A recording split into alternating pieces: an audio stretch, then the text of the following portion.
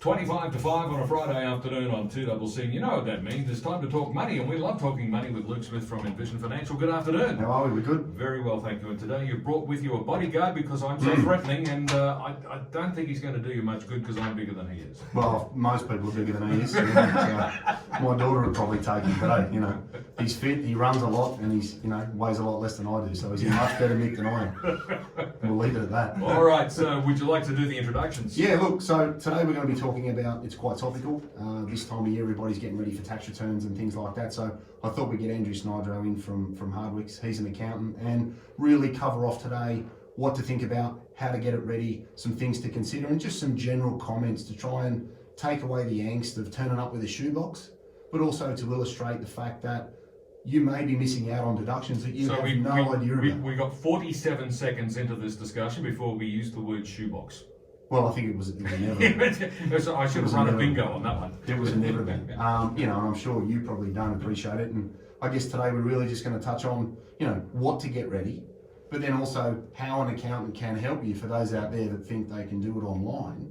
And look, some may be able to do that, but everybody's situation is a little bit different. I think that's the thing to sort of drive home here is what you need and what someone else needs can be very different. And the other real big benefit of an accountant is they ask the right questions to be able to then find out about you. And, we were chatting before we came on air about building a relationship with people, a bit like you go to your doctor. Yeah. They know you broke your leg when you were a kid. They know you're allergic to that. They know you've had this and that. And an accountant's very similar. You build a rapport with them, and then they can leverage off the information that you give them to be able to maximise your overall tax position, because everybody loves the word deduction, everybody loves the word refund.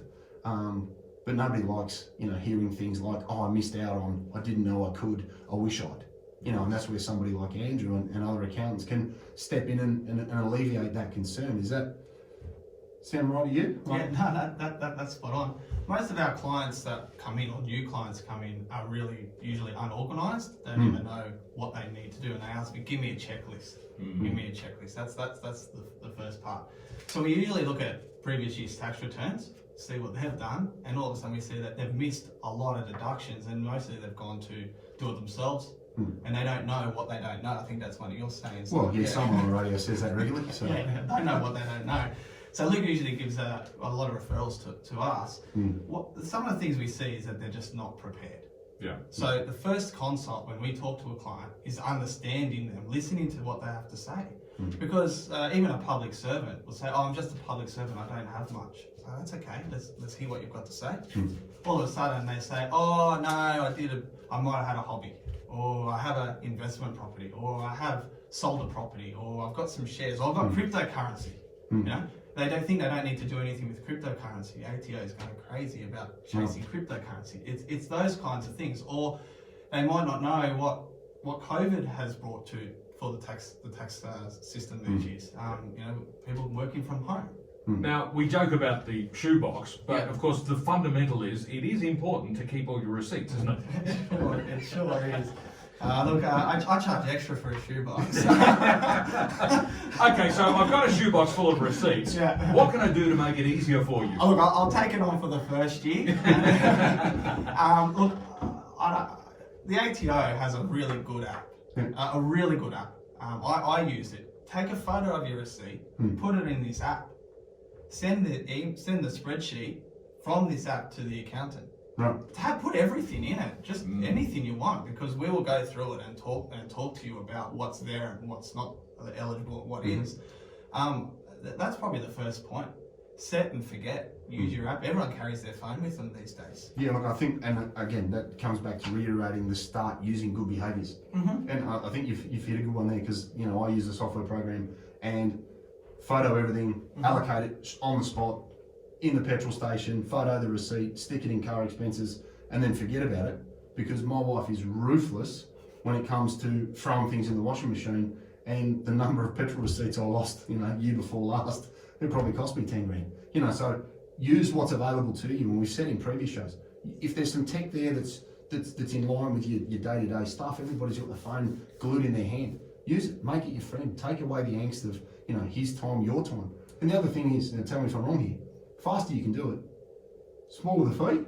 Yeah. Usually it's like that. I mean, I think there's always two different types of accountants. There's accountants that will process what is needed to be done, and then there's accountants that will use that information and try and get more out of that and use that for the future. So like Luke said, a doctor, for example, you go to your doctor, they know your history. You might forget that you did something 3 or 4 years ago that might impact your tax position now. For example, maybe you bought some cryptocurrency today, 5 years time, you tell me you sold it. We've got that information already. So you are right, the quicker it is, the more information we've got in a better order, the quicker it is, and usually it is cheaper. But it's the advice that I think that, So what I really should do is go through my shoebox carefully and turn it into a spreadsheet, something that's easy for you to understand. I love a good spreadsheet.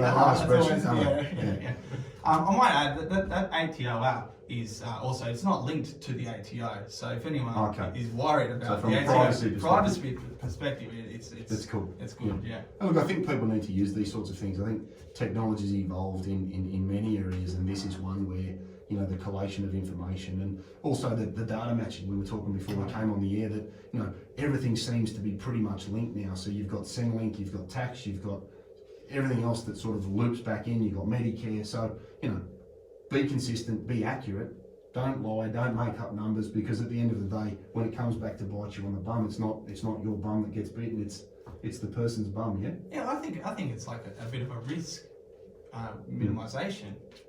Some people are scared of the tax man. Sure, they should be. So if you're not sure, go and see someone that will remove that risk. And we will tell you that's not a good idea. That's one of the big advantages of speaking with an accountant, of course, is that you can be, given some clarity about what is and is not acceptable, what the rules are, what you can claim, what you can't claim. And as you've said, people may not even realise that there are things that they could claim for because they have never asked the question. Exactly right. I think the biggest one we have now, and it's a bit more common knowledge, was working from home. Well, thanks to COVID now, they've got a one-size-fits-all rule for that. So that's an interesting question too. I mean, should we just use that one-size-fits-all thing because the government made it easy for us, or should we actually take the time and trouble to calculate our total expenditure, and might we get a bigger return if we do that? Yeah, that is a good question. For salary and wage earners, I'd say just the simple shortcut method is the way to go, and it's quite generous. 80 cents per hour covers everything. And but for people that run businesses from home, it is a little bit different, and we do set a diary and make sure you do a diary and keep all your complete records and receipts, and then we can pick and choose which one is better. I think the shortcut method is just, if you're given that information, that's all we can use. Give us more information, we can pick and choose which one is better. But mainly for people working from home, salary and wage earners, shortcut method the way to go. So again, I think it just reiterates, one size doesn't fit all, and that's one of the benefits of finding out. I'd always have somebody be in a better position because they know what they're dealing with, than find out later. And we've talked about this in many areas of finance. I'd rather have a clear understanding of why you're doing it and your outcome than find out, I didn't super split for 15 years because I didn't know what it was. I'd rather you know and not use it. Or go and see someone like Andrew and find out that what you have been doing is fine. That's great too. It's not so much an assumption that, you go to an accountant and you get a better deduction. Accountants can provide a huge amount of information about strategic matters, capital gains tax, buying and selling assets, transferring shares out of companies. And for self-employed people, I think they're invaluable because of the information they can give you, but you need to turn up and give them something to work with. And it's important, I think, to remember that the more complicated your affairs are, the more value your accountant is going to be, because once you get beyond that basic level of simplicity, the PAYE wage earner, yes, you can do it yourself. It's not that hard, you can. But once things start to get a little bit more complicated, you might have some shares, you might have an investment property, you might have a stake in a company that's a private company. All sorts of things could be happening that make your affairs more complicated. There's another great benefit to accountants that I discovered many years ago. If you're late, they've got a longer deadline. Well, funny you say that. That's just, is there some key time frames that people should keep in mind here? look, for salary and wage earners, 31 October, lodging on that e-tax system, which is pretty much automated now. You press a button and your information comes through. Accountants can get an extension on that. I think that one of the things that's good at using that is if you've got cash flow matters to consider. So you might lodge your tax return on the 31st of October and have to pay now. You can talk to us and say, we've got to pay now, but I don't have the money, and they get nervous. That's okay, come see us, get an extension. You still got to pay, but it might be March 31 or in 2022. So you've just bought yourself, an extra 6 months, something like that. And then we can work with you and say, hey, let's work out, or go to Luke and say, we've got to save up this tax bill. How can we do that? And that's important. I think a lot of clients will come usually after 31 October, once they haven't met their deadline, and come in then and say, oh, I need to do my tax return, I've missed the deadline. That's okay, put you on the list, and hopefully we get those extensions for you. But again, it's a beautiful illustration that, if you're prepared and you're on top of it, there is value in, being able to pay things when you want. It's similar to prepaying expenses, or having an offset account, or having interest only versus principal and interest. How you manage your cash flow is one of these key things that I don't think a lot of people are across. They don't have a good, real strong handle on their budget, because I find most people don't have one. So being able to take advantage of those things, because we all know that everything comes at once bill-wise, and you can guarantee that the ATO will just add that on the back of car, rego, electricity, heating, gas, stamp duty, and everything else. So, I think the message here is, if you've got investment properties, have a summary of your rental ledger from the agent. Yeah. Have bank statements. If you can, again, if you can keep it in a separate account to your everyday account, makes it easier for you or someone like you to go through and sort of reconcile stuff. If you have expenses, what you've incurred, keep the receipts, have your depreciation schedules and all of those sorts of things, because it makes your life a lot easier than having to go, oh, thanks for coming in, now go and get me this, and this. If you can turn up and be more prepared, like when people come and see me, you turn up and say, well, can I retire? I'll generally say, well, what do you need to live on? And if I get shoulder shrug, oh, I don't know. Well, it's a bit hard for me to say whether you can retire or not, because it's sort of a big decision. And it kind of helps to have at least a platform to work from. And I think, accountants add huge amounts of value, whether it's personal investments, even structural advice. I refer a lot of work to Andrew and other accountants for structural advice before people do things. Because too often they come to me and go, oh, I've set up a company and I've set up a trust, and they're all excited and wrapped up in this transaction emotionally, and find out that the trust has no value. They can't transfer the money out of there, or they've put the house or whatever they've purchased in their own name and they want to move it in, and it's a stamp duty event. But had they had the conversation at the start, they could have had their structures laid out correctly and started with the end in mind, or started with why and worked backwards, which is something we advocate all the time. Why are we doing it? And then come backwards in relation to how you do it.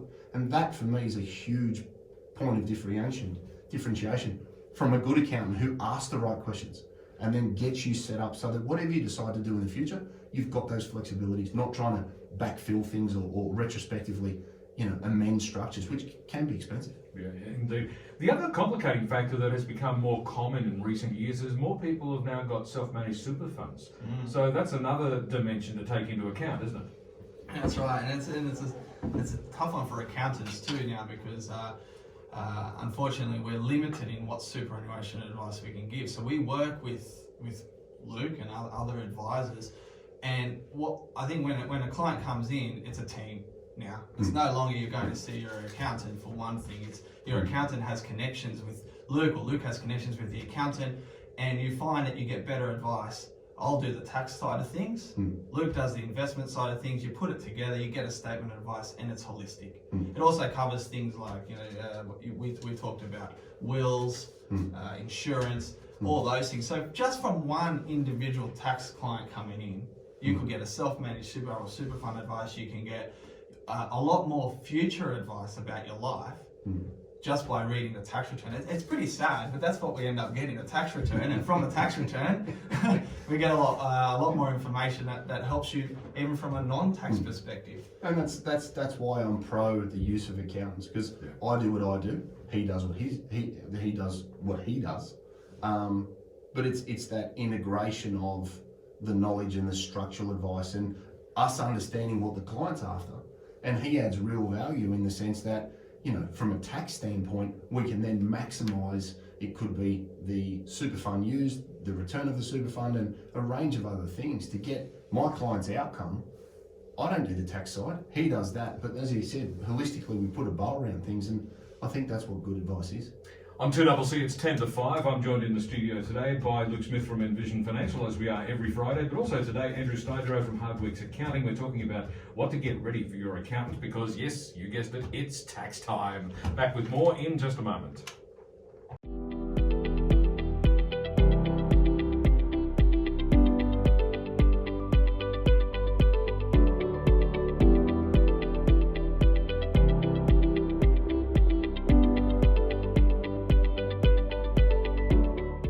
It's about 7 minutes to 5, and with me in the studio this afternoon from Envision Financial, Luke Smith, and also today from Hardwickes Accounting, Andrew Snaidero. And today we're talking about what to get ready for your accountant. Yes, it is tax time. We've covered quite a bit of territory today, but what would you say are the top 3 things you can do to get ready for your tax return? Number 1, be organised. And if you're not organised, call the accountant to get organised. It isn't hard to. The accountant will give you ideas and list to get ready, and then be organised, collate it, bring it in, we'll go through it. I'd say number 2, try and book an appointment with an accountant, because and listen to what they have to say. And accountants, sometimes they say we're not good listeners, but we are. We like our job. Most of us like our job. And we will listen to the scenario, and we can help you with that.